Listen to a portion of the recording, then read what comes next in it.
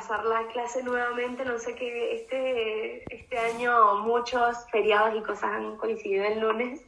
Pero bueno, ayer estábamos en misiones, desde el viernes, una misión muy bonita, gracias a Dios. Así que nada, bueno, habíamos quedado en el Éxodo, capítulo 4, versículo 22. Me quedo aquí porque este versículo es muy importante. De hecho, aquí tenemos el versículo que da sentido a la vuelta a Egipto de Moisés, ¿no? ¿Por qué?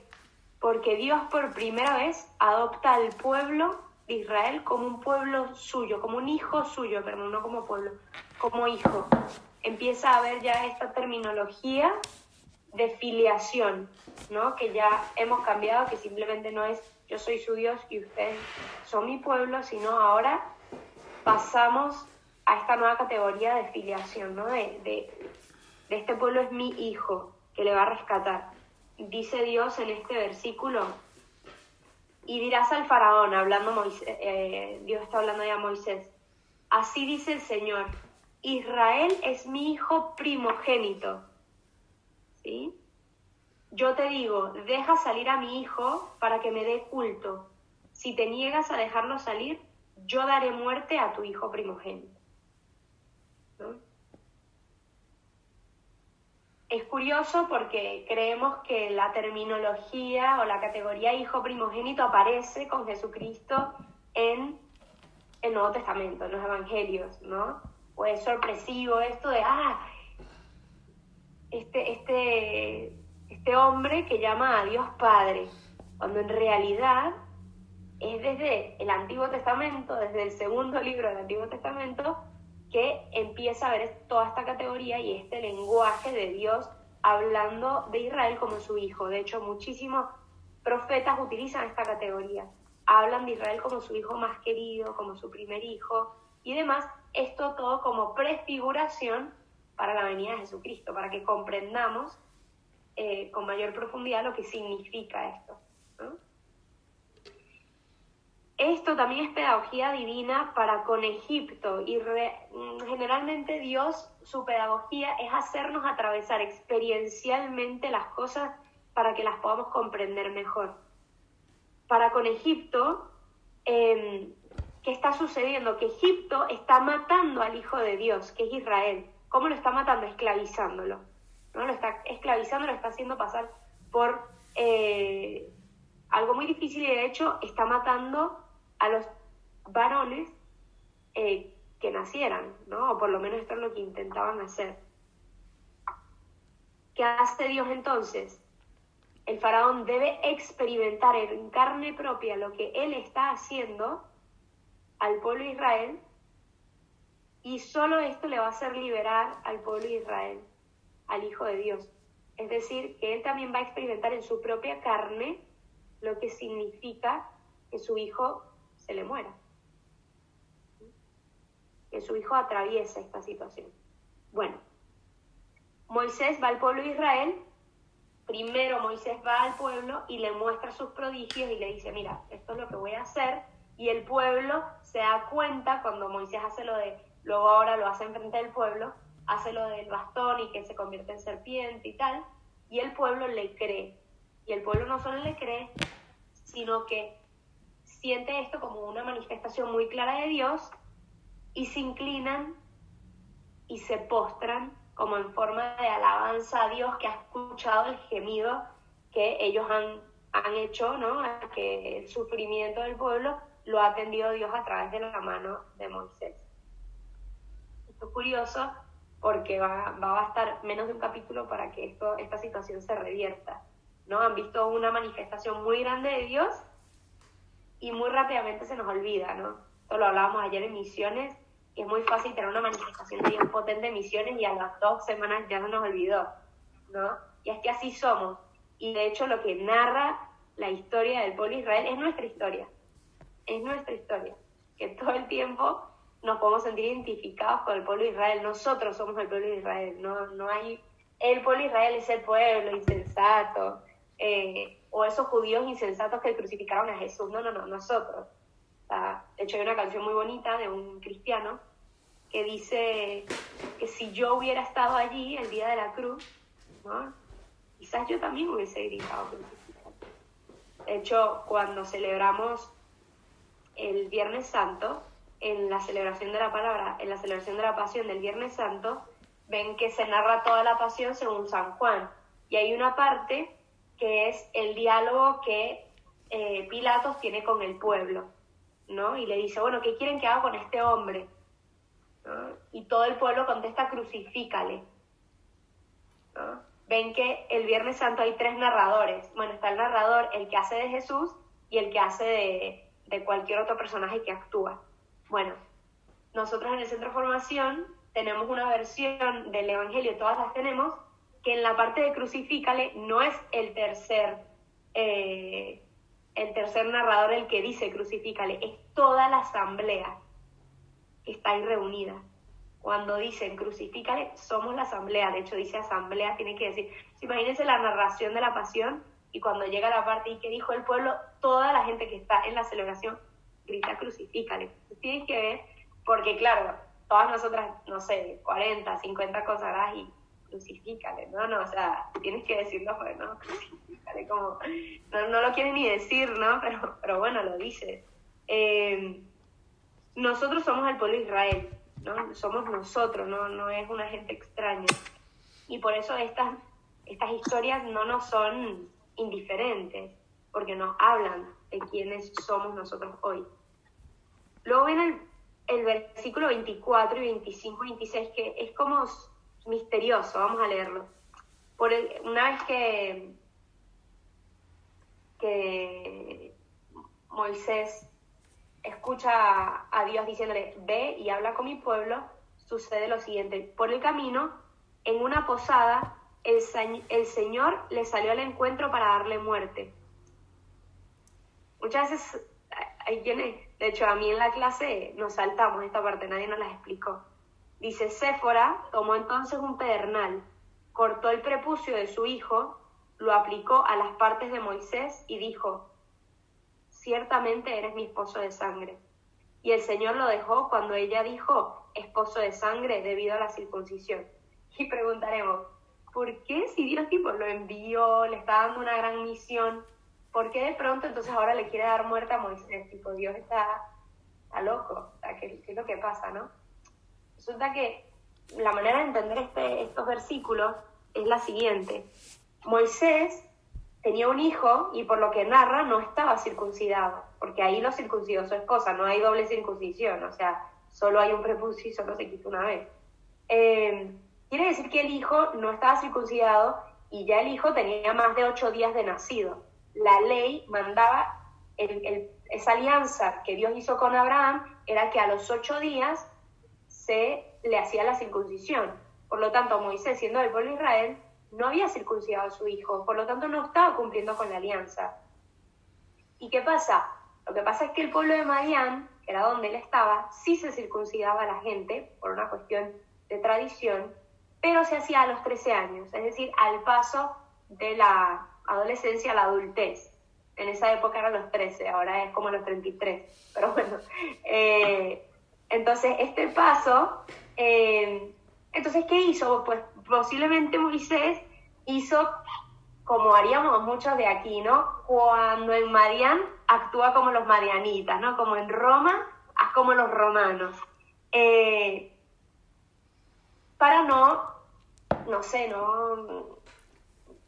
tener un problema con su suegro, que era sacerdote madianita, y decir, no, mira, mis tradiciones. Pero de hecho, Séfora estaba al consciente de que él no había cumplido con la ley, porque cuando estuvo a punto de morir, ¿qué es lo primero que hace? Circuncida al hijo.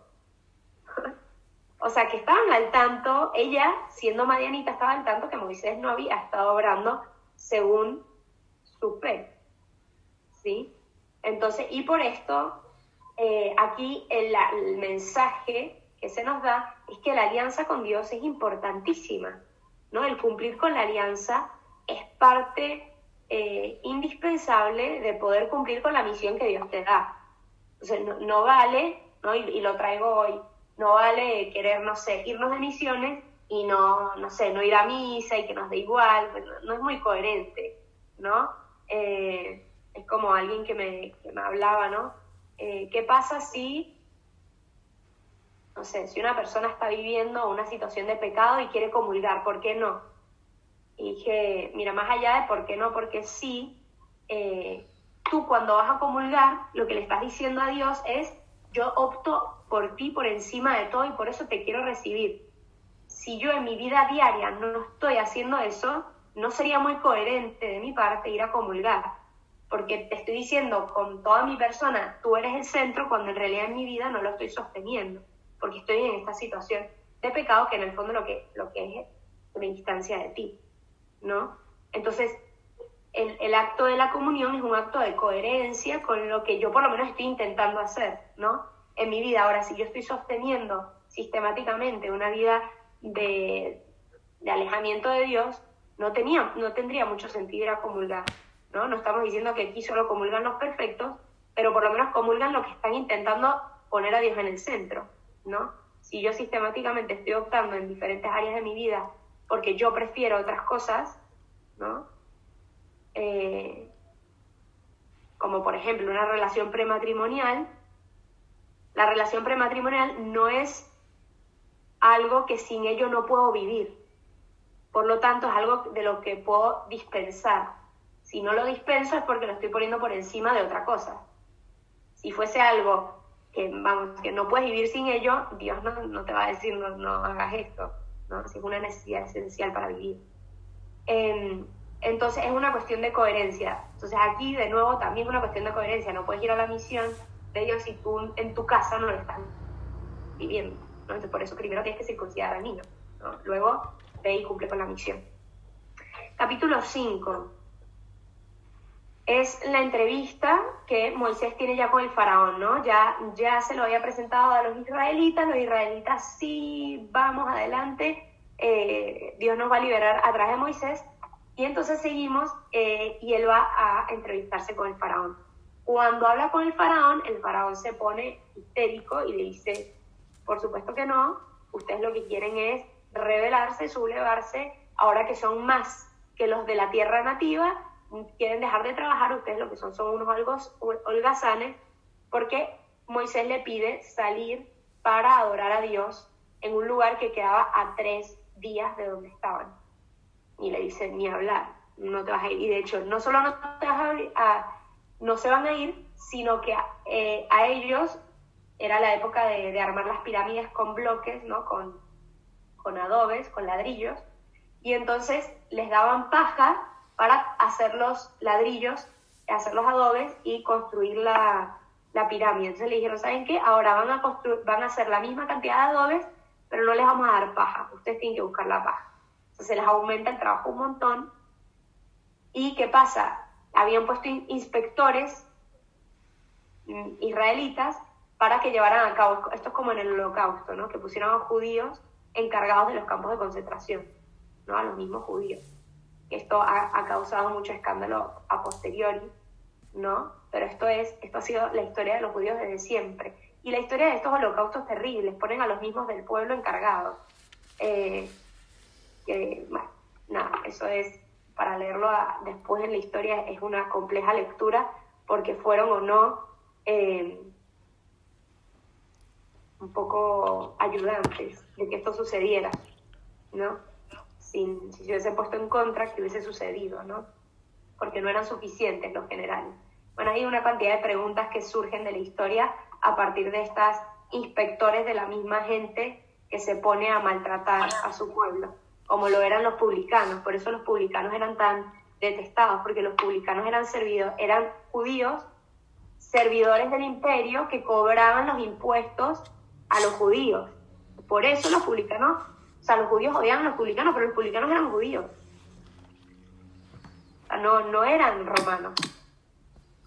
Por eso eran traidores, ¿no? Mateo era publicano. Mateo, o sea, es muy fuerte. Cuando comprendemos esto, es muy fuerte comprender cuando Jesús pasa al lado de la mesa de los publicanos y lo llama a Mateo, ¿no? Bueno. La voy a bajar, José Andrés. ¿Sabes qué? ¿Por de qué? Sí. Entonces, ¿qué ocurre? Bueno, les cargan de muchísimo trabajo y estos inspectores llegan y van al faraón y le dicen, basta, tipo, nos están aquí matando. ¿Por qué? Bueno, porque ustedes son unos holgazanes, le dice el faraón, que se quieren ir, hay que adorar a Dios. Eso lo que pasa es que no tienen trabajo, tienen que trabajar. Y entonces salen los inspectores y se van contra Moisés y le dicen, eres un desgraciado, Moisés, ¿no? Como que ahora nos pusieron a trabajar más por tu culpa, ¿no? Y Moisés, claro, Moisés medio que no quería la cosa, recuérdense todas las quejas que tuvo para llegar ahí, no, se voltea contra Dios y le dice, ¿de qué va esto, no? O sea, yo vine aquí a regañadientes, que esto fluya rápido, pero no fluía. Y le dice, Moisés al final del capítulo 5, Moisés se vuelve al Señor y le dijo, Señor, ¿por qué maltratas a este pueblo? ¿Por qué me has enviado?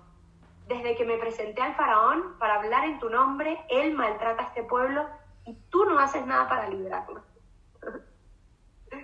De nuevo, el enviado se subleva contra Dios, ¿no? Y dice, bueno, me mandaste, no sé, lo que sea, ¿no? A ser mamá y ahora como mamá mis hijos no creen en Dios, tipo, ¿de qué se trata, no? Haz algo, echa una mano, ¿no? O me mandaste a, no sé, a ser misionera y voy a y nadie me abre la casa, ¿no? ¿De qué se trata, no? Y bueno, aquí vemos también todavía todo el camino que tiene que hacer Moisés para purificar su fe y su confianza en Dios, ¿no?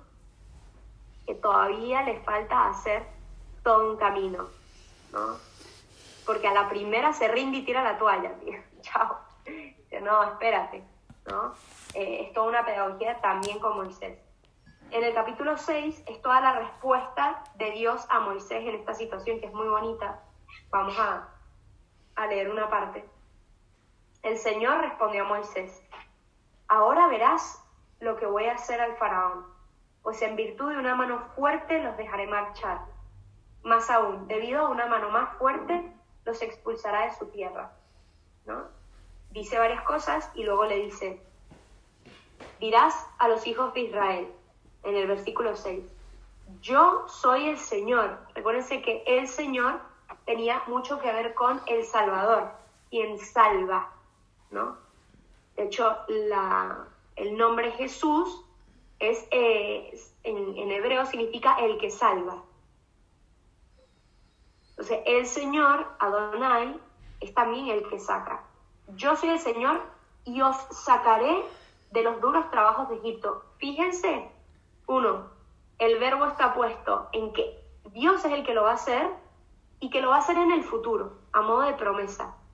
Los sacaré, los rescataré, los redimiré, los adoptaré, ¿no? Si se fijan, todos estos verbos están redactados de esta manera, a modo de promesa y a modo de quién va a ser el encargado, que es Dios mismo. Para que sepáis, o sea, todo esto lo voy a hacer para que sepáis que yo soy el Señor vuestro Dios. Y luego dice, los llevaré, los daré en posesión, ¿no? Y luego, después de todo esto, ¿no? Que Dios le hace esta revelación a Moisés, Moisés va y se lo comunica a el pueblo. ¿Y el pueblo qué sucede? Vamos a leerlo. En el versículo 9 del capítulo 6. Moisés comunicó esto a los hijos de Israel, pero no le hicieron caso. ¿Y por qué no le hicieron caso? Porque estaban agobiados por el duro trabajo. Ojo con los despistes, el despiste de estar tan agobiado por el hoy, por lo que se me presenta en el estrés de mi trabajo, de mis pendientes, de las cosas de la casa, de lo que sea, que me despisto y no me doy cuenta de lo que Dios me quiere comunicar. Ahí, en esa situación, en ese agobio. No le hicieron caso, ni les importó lo que Moisés... Y era una gran revelación que Dios les venía a dar. Y no le hicieron caso. El Señor dijo a Moisés, ve al faraón, rey de Egipto, y dile que deje salir de su tierra a los hijos de Israel. Esto es como a un modo de segunda llamada, ¿no? Dios como que vuelve a llamar a Moisés, le vuelve a decir, anda, ve, ¿no? Dios cuando quiere algo es insistente a morir, insiste, así que si se les está inquietando con algo, disciernan bien si es algo bueno, probablemente viene de Dios porque es muy insistente, como para que lo escuchemos de verdad, ¿no? Y de nuevo Moisés, hay una canción también muy linda de este mismo Jesús Adrián Romero, que dice, vuelve a llamar, que atento estoy, ¿no? Como que en la primera llamada no estuve tan atento, no me di cuenta, ¿no? Quizás, no sé, me casé y no me di cuenta que era un llamado, ¿no? Que me estaban llamando a esta vocación, vuelve a llamar, porque ahora estoy más atento y la recibo como un llamado y como una vocación. Muy bonita esa canción. Entonces Moisés se dirige al Señor en estos términos. Si los hijos de Israel no me hacen caso, ¿cómo me hará caso el faraón a mí que soy torpe de palabra? Si Dios es insistente, Moisés es terco y necio, como todos somos tercos y necios. Hay quienes somos más tercos y necios, pero hay quienes, todos generalmente somos un poco tercos. Bueno, este pasaje sigue, ¿no? Y dice que Moisés vuelve a los israelitas y de hecho, pues como vimos, no le hacen caso, ¿no? Y ocurre esta excusa de nuevo, pero si los israelitas no me hacen caso, que me va a hacer caso el faraón, ¿no?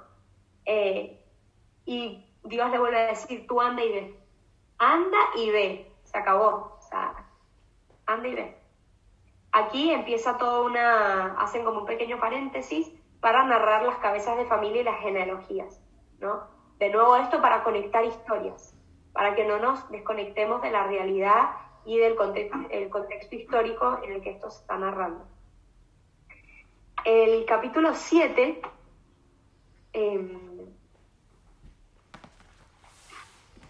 empieza la primera y la segunda plaga. Dios entonces le insiste a Moisés que vaya y haga lo que él le ha dicho. Pero si se fijan, al final del capítulo 6, en el versículo 30, dice, y Moisés respondió al Señor, soy torpe de palabra, ¿cómo me va a hacer caso el faraón? De nuevo dice lo mismo, lo de la torpe. Que llega un punto en donde te desesperas de Moisés. Nos dice, ya basta, Moisés, dale. Bueno, porque no te separamos de nosotros mismos. Y luego dice, el Señor dijo a Moisés, mira, te hago ser un Dios para el faraón. Recuérdense que ellos eran politeístas y un hombre perfectamente podría ser un Dios, por eso la pone en minúscula, como alguien poderoso que hace prodigios, porque de hecho Moisés va, a los ojos del faraón, Moisés va a hacer prodigios. Y Aarón, tu hermano, será tu profeta, ¿no? Y le empieza a decir todos los prodigios que va a hacer y al final le dice, y esta es la pedagogía de Dios con Egipto, porque aquí preguntamos, bueno, pero sí, muy bien, él quería salvar a los israelitas, ¿y los egipcios qué? ¿No son criaturas de Dios? Dios no los quiere salvar a ellos. Dios tiene predilección por una parte de los seres humanos y otros no. No, la pedagogía de Dios, y aquí de hecho se revela en el versículo 5 del capítulo 7, dice Dios, y una vez que haya hecho yo todos estos prodigios, así sabrán los egipcios que yo soy el Señor. Como todo esto ayudará a que los egipcios también reconozcan quién es Dios. Todo esto lo hace Dios también como a modo de pedagogía para mostrar y tenderle la mano a los egipcios y que los egipcios se den cuenta quién es Dios. Luego, ante el faraón, ¿no? Ya Moisés se presenta ante el faraón, la segunda, ¿no? Porque ya se había mostrado una primera vez, con el tema de los adobes. Y Moisés, ¿qué hace? Pues ya empieza a obrar prodigios y le dice, mira, tienes que liberar al pueblo, ya no te vengo en son de paz, ya no te vengo a pedir, o sea, te digo, tienes que liberar al pueblo. Y le muestra el prodigio del bastón. Tira el bastón se convierte en una serpiente, pero hay el faraón tiene unos magos, ¿no? Y los magos, a su vez, hacen lo mismo, hacen que unos bastones se conviertan en serpientes. la serpiente de Moisés se devora la serpiente de los magos, pero aún así el prodigio, que era haber convertido el bastón en una serpiente, también lo hacen los magos. Entonces,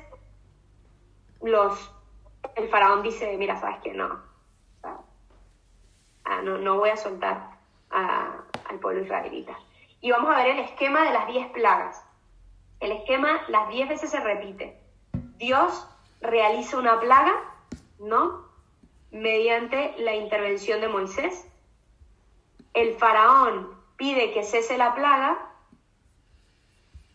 y si la cesa, liberará a Egipto, hace la promesa falsa, ya veremos, de que va a liberar a Egipto, va a liberar a los israelitas de Egipto, y Moisés lo hace y el faraón no libera al pueblo. Se le endurece el corazón y no libera al pueblo. Este va a ser el esquema que las 10 veces se va a repetir. Bueno, menos la 10ª, por supuesto. Muchos autores intentan explicar las plagas mediante fenómenos naturales. No sé, por ejemplo, el río Nilo convertido en sangre. Resulta que el río Nilo tiene unas algas que cuando se pisan o cuando en una cierta época del año expiden como una especie de líquido rojo, ¿no?, que hace que el río se vea rojo. El tema es que en la narración dice que el río no fue que se convirtió en rojo, sino que se convirtió en sangre, ¿no? No era color sangre, sino que era sangre. Otra cosa, si bien algunas se pueden explicar, de modo natural, otras solo se pueden explicar de modo sobrenatural, pero lo sorprendente o lo milagroso de esto es que la plaga responde al mandato de Moisés. Es decir, si bien se puede justificar de modo natural, el hecho es que ocurre en el momento que Moisés dice que ocurre. Y esto es el hecho milagroso. No es, y aquí esto es importante, Dios no siempre actúa de manera sobrenatural y no siempre que es solo milagro lo que es sobrenatural. También puede ser un acto de Dios milagroso, aunque haya sucedido de modo natural, pero quizás por la velocidad o por el momento, ¿no? Se esperaba que la persona, no sé, se curara en 10 años y se curó en ese instante, aunque era esperable que se curara. Eso es un hecho milagroso, ¿no? O sea, el hecho es el momento, ¿no?, en que eso obedece a Moisés. Bueno, que de hecho obedece a Dios a través de Moisés. Toda esta obra de Moisés es una analogía y es prefiguración de Jesús, ¿no? Jesús cuando calma la tormenta, cuando la naturaleza obedece a un Dios hecho carne. ¿Sí? Las plagas, entonces, son también la pedagogía divina de Dios con el pueblo de Egipto. ¿Por qué? Por la forma en que se va haciendo progresivamente.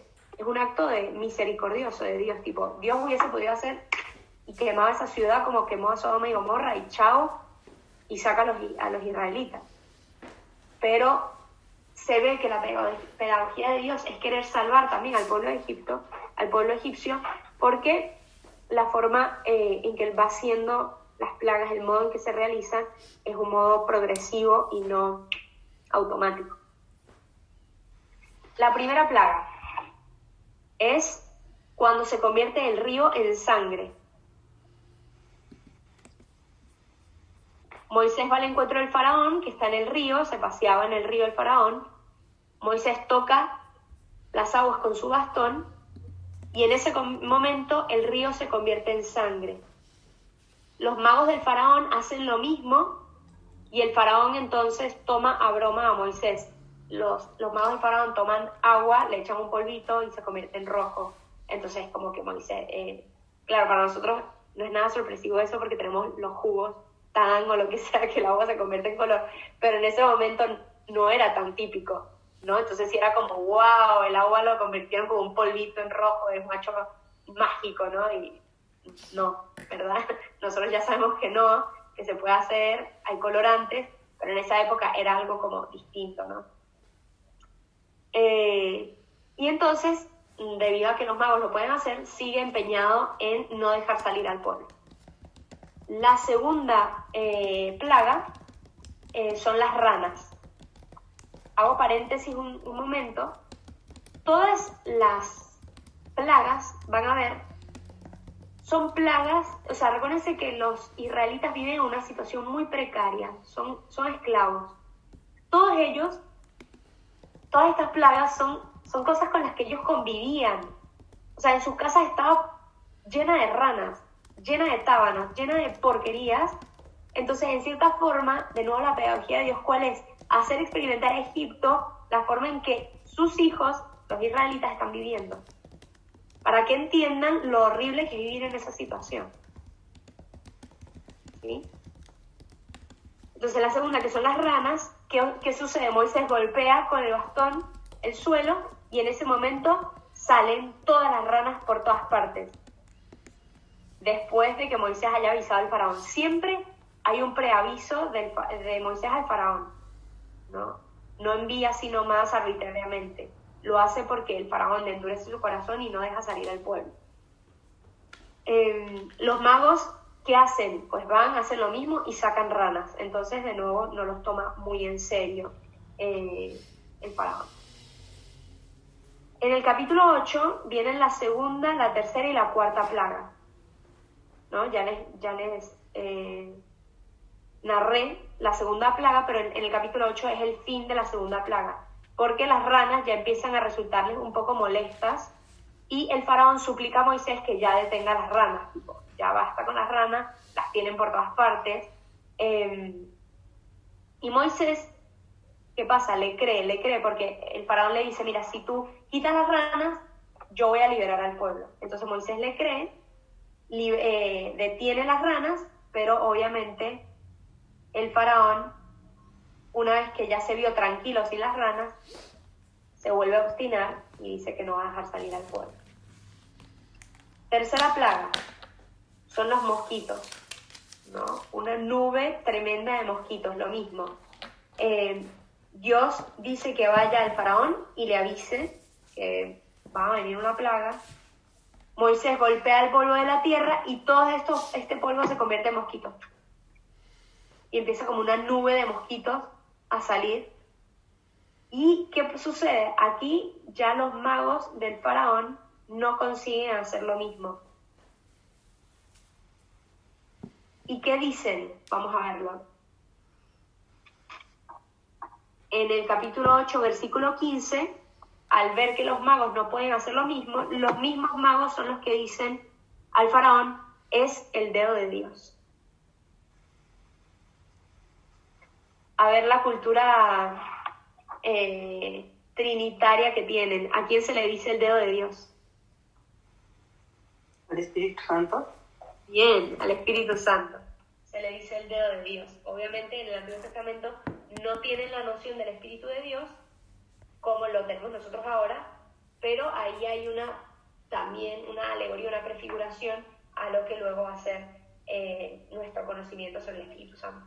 Lo importante aquí es que los magos, si bien eran una especie de sacerdotes del culto egipcio, en el texto bíblico se nos muestra con poder, que estos magos tienen un cierto poder, pero es limitado. Y este poder sobrenatural, si no viene de Dios, entonces ¿de quién procede?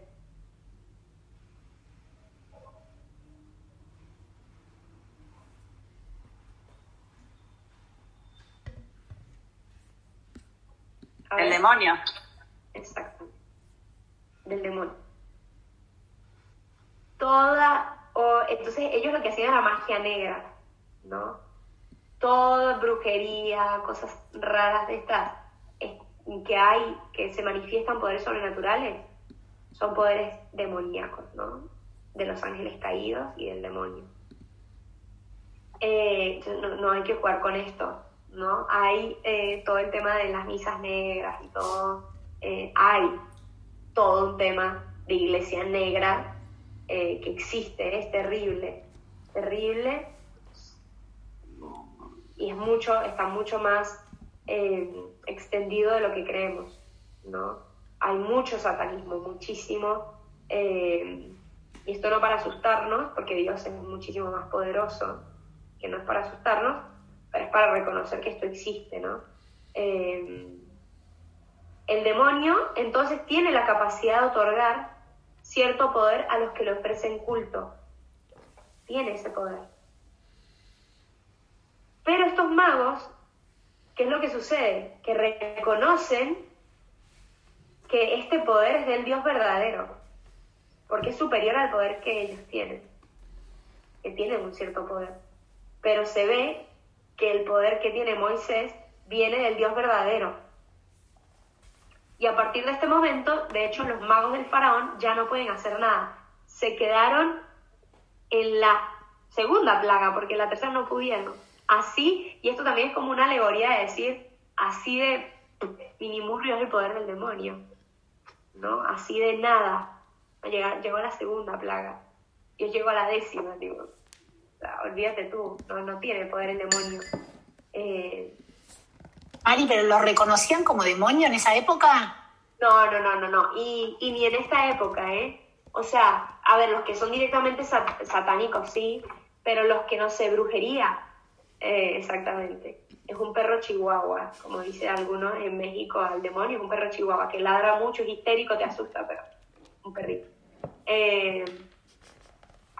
No lo reconocían, de hecho, la brujería, no es que la gente que hace brujería, bueno, quizás la gente que la practica sí saben, pero la gente que va y no sé, se compra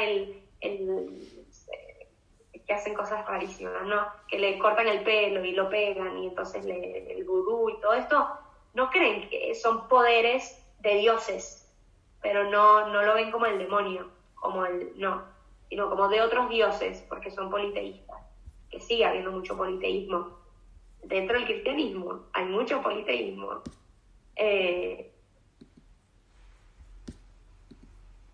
Bueno, entonces ya a partir de la tercera plaga no pueden hacer nada, se quedaron totalmente desvalidos. Cuarta plaga, son los tábanos. Los tábanos, me imagino que saben cuáles son los que muerden, no pican, muerden durísimo y te duele horrible cuando te muerden. Son unos bichos así grandes, larguitos. Dios, ¿qué sucede? Aquí empieza a suceder que esta plaga ya solo se les envía a los egipcios. Y en Gosén, que era la tierra donde estaban los israelitas, no les llega nada de estas plagas. Los tábanos, sale un enjambre terrible de tábanos y vino sobre toda la casa del faraón y todos los egipcios y les mordían, ¿no? Les picaron, pero les digo que muerden más bien que pican. El faraón le dice a Moisés, mira, ¿sabes qué? Ve y ofrece el culto al Señor, a su Dios, pero váyanse.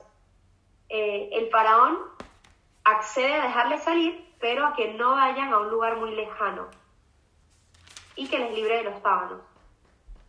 Pero Moisés dice, bueno, bien, pero no nos vuelvas a engañar. ¿Qué sucede? Pues lo libera de los tábanos acaban, y el faraón se le vuelve a endurecer el corazón y no los deja salir.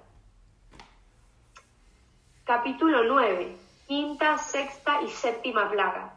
La quinta plaga es una peste terrible que mata a todos los animales, ¿no? Pero de nuevo solo la envía a la población egipcia. Esta peste no llega a la población israelita. De nuevo, esto también era algo que sufrían los israelitas desde siempre, por la situación tan precaria en la que vivían. Sus vacas, claro que se le morían, porque no tenían ni ellos para comer, y las vacas acababan flacas y desnutridas. Por supuesto que también la pasaban mal las vacas de los israelitas, pero de nuevo esto es a forma de pedagogía experiencial, que los egipcios vivieran en carne propia lo que los demás tenían que vivir, para comprender lo que le estaban haciendo a la casa de Israel. Sexta plaga, son unas úlceras tremendas. Dios envía unas úlceras que se extienden por todo el país, excepto de nuevo el pueblo de Israel. Estas úlceras llegan hasta los magos, ¿no? Los magos no pueden permanecer en la presencia de Moisés a causa de estas úlceras, y a partir de aquí los magos desaparecen de plano de la escena. Tipo, ni siquiera permanecen en escena. Séptima plaga. La séptima plaga es la granizada, ¿no?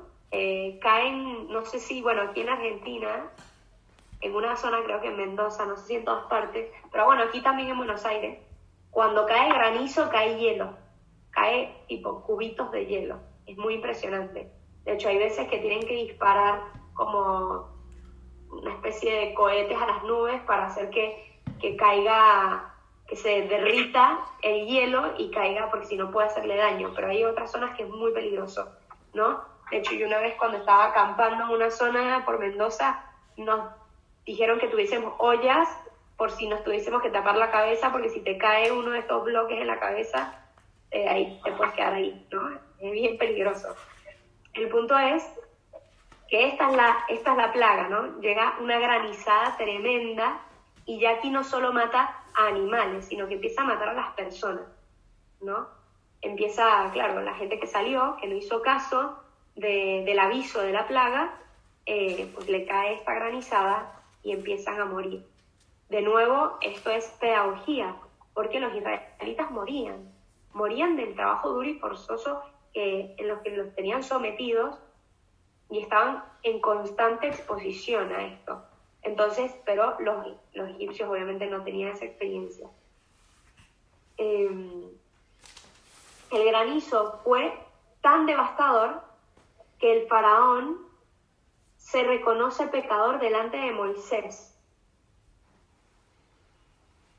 por oprimir al pueblo y por engañarle 6 veces seguidas, todas las 6 plagas anteriores. ¿Qué sucede? Bueno, ahí sucede que hay como una especie de conversión de parte del faraón, ¿no? El faraón como que medio se convierte por este reconocimiento. Recuérdense que la conversión siempre empieza por el reconocimiento de nuestros pecados.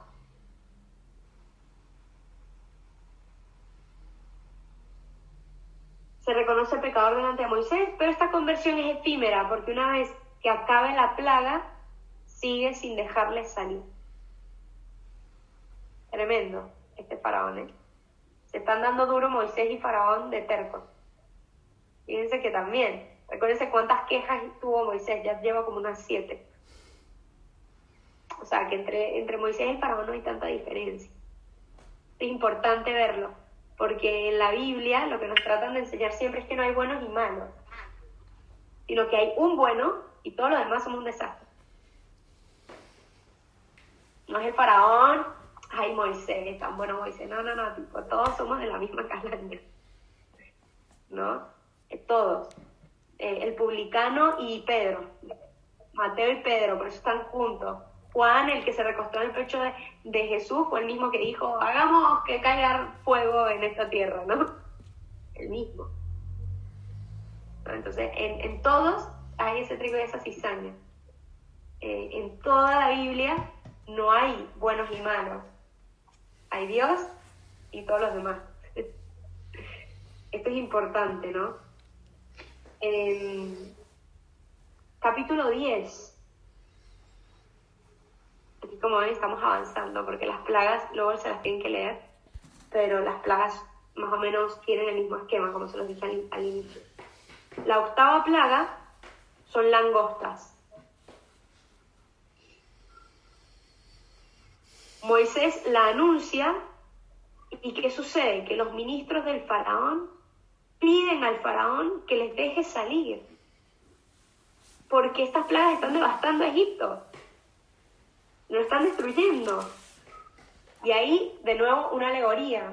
La terquedad nos arruina a nosotros y a los que están alrededor de nosotros.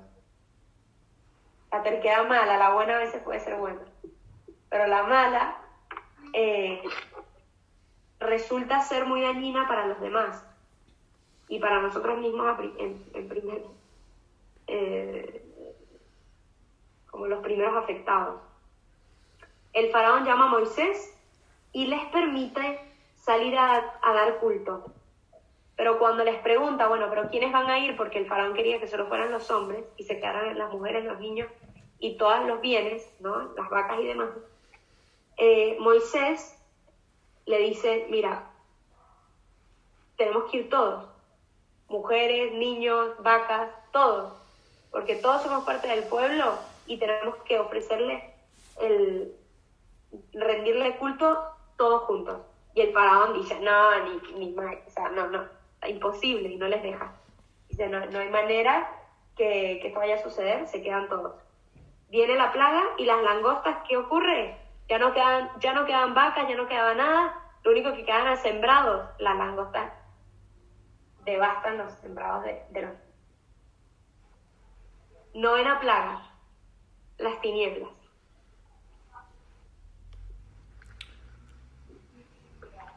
De nuevo, Moisés va, le dice al faraón, arrepiéntete, tipo, tienes otra oportunidad. Y el faraón dice, de ninguna manera.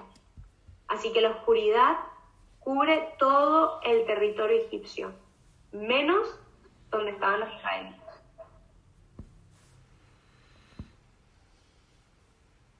Imagínense qué nivel de oscuridad y de tiniebla había, que no había vela ni llama que iluminara. Generalmente la tiniebla nunca es lo suficientemente fuerte para tragarse a la luz. La luz siempre gana, ¿sí? ¿Verdad que no importa que si nos encontramos en un cuarto súper oscuro, prendemos una vela, la vela gana? La vela gana, se ve la vela. Pues imagínense, aquí dice que la oscuridad, que la tiniebla era tan densa que se tragaba la luz. Y esto de nuevo simboliza también el nivel de oscuridad que tiene que haber en el corazón cuando hay tantas manifestaciones y no queremos creer. Tengo un amigo que decía que, bueno, ¿qué pasa si Dios se te manifiesta? Bueno, creo que soy yo el que estoy loco, ¿no? O que dices, o sea, cuando hay un corazón que no está abierto, no hay nada que valga, no hay nada que valga. Hay una condición indispensable para la fe, que es tener el corazón abierto. Creer en la posibilidad, siquiera remota, de que puede existir algo que yo no entienda, que yo no pueda medir, que yo no pueda, que mi racionalidad no haya pensado primero, ¿no? Y quien no tenga esto primero no tiene la suficiente humildad, porque hay que reconocer que hay muchas cosas que no nos caben en la cabeza, ¿no? Muchísimas. Pero aparte de esto, pues con sencillez, ¿no? Reconocer que es obvio, racionalmente es obvio pensar que no todo lo tengo atado, que no todo lo voy a entender, porque mi cabeza no solo es limitada físicamente, es limitada en todos los sentidos. Pero cuando elegimos la racionalidad como si fuese un semidios o Dios, no vamos por buen camino. Y no por esto dejamos de ser racionales. Es racional creer. Por eso la fe y la razón están íntimamente vinculados. Porque es racional creer que hay muchas cosas que me exceden. Que hay muchas cosas que yo no puedo explicar. Es evidente, yo de hecho me cuesta más entender lo contrario. Pero bueno, no hay vela ni nada que ilumine. Y el faraón llama a Moisés y les permite ir, pero esta vez sin los ganados. Mira, ok, ve, pero sin los ganados. Y Moisés le dice que no, que o todos o nada. O vamos todos o no va ninguno. Y esto también puede ser símbolo de efectivamente de un buen líder. No va por, bueno, peor es nada. Peor es nada, no. O vamos todos o no va ninguno. Y por último, el capítulo 11. El faraón, cuando Moisés le dice o todos o nada, se obceca y no les deja ir. Así que Moisés anuncia la 10ª y última plaga. Esta es la única plaga, y esta plaga es tremenda, es trágica. Esta es la única plaga que la pedagogía divina va a utilizar para tocar directamente el corazón del faraón. Lo va a traspasar. Y es que muchas veces solo cuando se nos traspasa el corazón se abre. Y es que no te le queda de otra, porque fue traspasado. Y hay veces que nosotros no queremos abrir el corazón y nos tiene que suceder algo que nos rompa el corazón, para que el corazón se abra. Y aunque nos puede parecer una tragedia en su momento, en realidad es un regalo. Nuestro corazón estaba tan rígido, tan duro, tan cerrado, que a veces nos tiene que venir la muerte de un ser querido, una enfermedad, para que nuestro corazón se rompa. Y una tragedia luego se convierte en fruto de vida, en espacio para vida, para mayor vida que la vida que había antes. Por eso a veces las tragedias, las aparentes tragedias, si lo vemos de cara a la eternidad, la mayor tragedia de esta vida no es morir, no es enfermarnos, porque todo eso tiene fin. Todo eso acaba, tarde o temprano acaba. La verdadera tragedia es no vivir eternamente. Esa es la verdadera tragedia. No es que mi casa se queme. Sí, es una verdadera tragedia, pero no es esa la verdadera tragedia.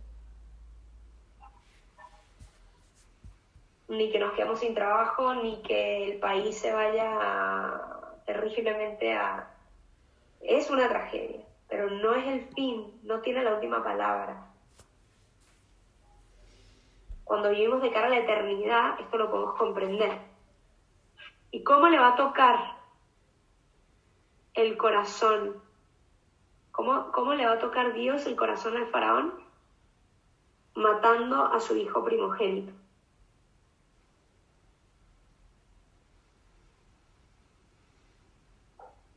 Cosa que de hecho ya estaba haciendo los egipcios con todos los israelitas. Eso es lo que hacían, mataban a los varones que nacían. Era la única solución, pero como Dios, ojo por ojo, no que Dios no hacía eso, no que había otra manera, ¿no? Todas estas preguntas nos pueden surgir.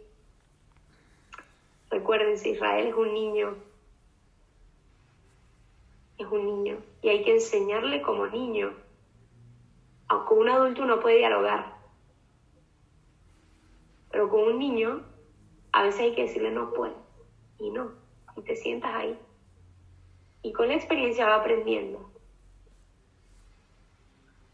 Egipto era un niño.